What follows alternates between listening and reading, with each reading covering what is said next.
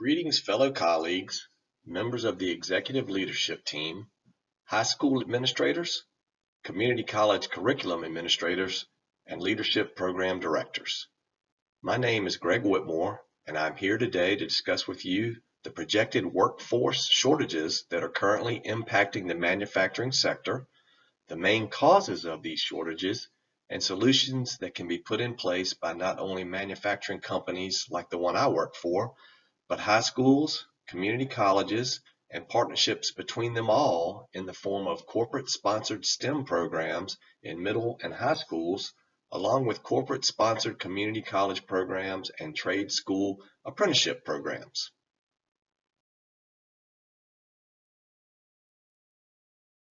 According to the U.S. Census Bureau, labor shortages for skilled manufacturing workers has been trending up. At the end of the fourth quarter of 2016, there was a 12% shortage of available skilled workers. The latest data from the fourth quarter of 2017 jumped to a 17.4% shortage. This is a 7-point jump in 1 year and is a very alarming trend, and we need to act quickly to address this problem. So what kind of numbers are we talking about when we discuss a 17.4% shortage for skilled workers?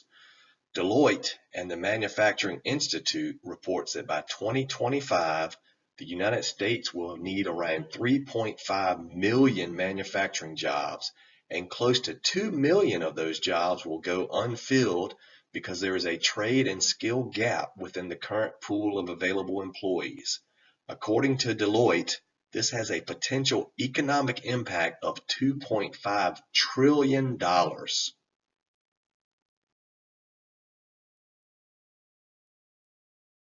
One of the reasons for this shortage, based on data from the National Center for Educational Statistics, is the fact that while students taking academic classes increased in the past, students taking vocational educational classes declined. This was the case in the 1980s and 1990s. Another issue is that many people look down on trade schools. Historically, the perception of these programs is that they are for people that could not cut it in an academic program.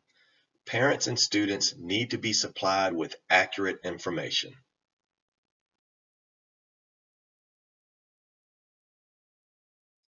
For years, we have been told that to be considered a success, you needed a college degree. Many of the baby boomer generation wanted their children to have it better than they did, and the perception from these boomers is that the only way for that to happen was through a college degree. Unfortunately, college is not for everyone, and vocational or trade school curriculums offer another path for students to not only get a certification or a journeyman trade certificate, but become skilled in a trade that offers great pay, benefits, and long-term job stability.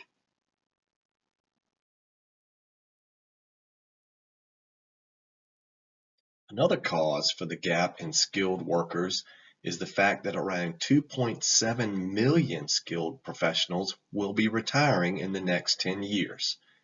In 2017, people 45 and older made up 43% of the workforce in construction and services to buildings and dwellings, according to the U.S. Bureau of Labor and Statistics. You can imagine the impact to the available work pool when these individuals decide it is time to retire.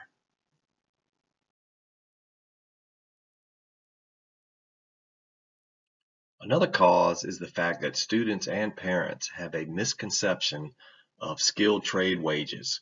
According to the May 2018 wage estimate from the U.S. Bureau of Labor and Statistics, skilled trade hourly wages can start at $25 per hour, with top-end pay over $50 per hour. When you add in overtime opportunities, many skilled tradespeople can earn well over $125,000 per year.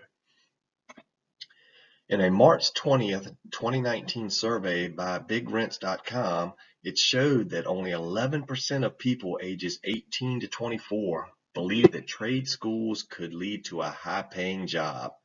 This is a myth that middle and high school guidance counselors can help to dispel.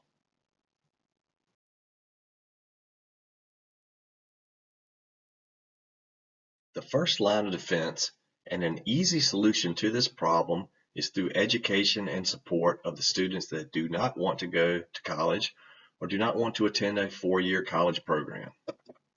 Early on, guidance counselors at the high school and community college level can promote STEM programs to those students that do not have an interest in going to a traditional four-year college.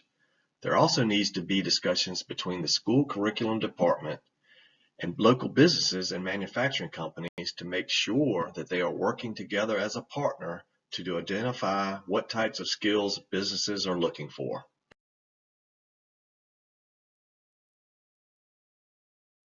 For years, we've been told that to be considered a success, you needed a college degree.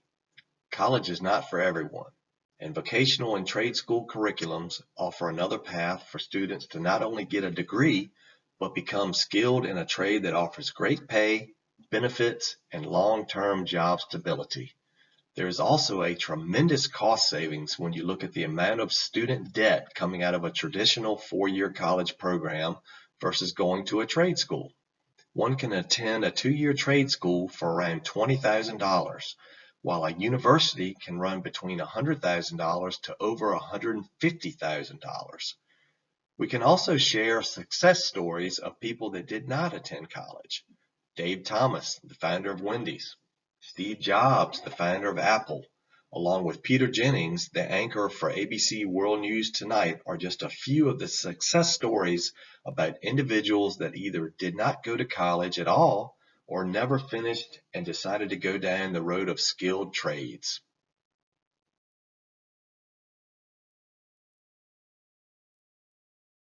The final solution to this problem is for high schools and community colleges to promote apprenticeship programs. According to the U.S. Department of Labor, since January 1, 2017, over 583,000 apprentices have been hired by employers. This is also a great way for businesses to partner with high schools and community colleges to develop these programs. Through the apprenticeship program, people get to not only go to school and get a certificate or journeyman card, they also work in their chosen field and earn a paycheck as part of the program.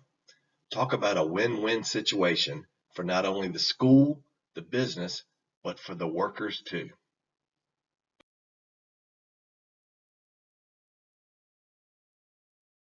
Thank you for taking the time out of your busy day to listen to this presentation.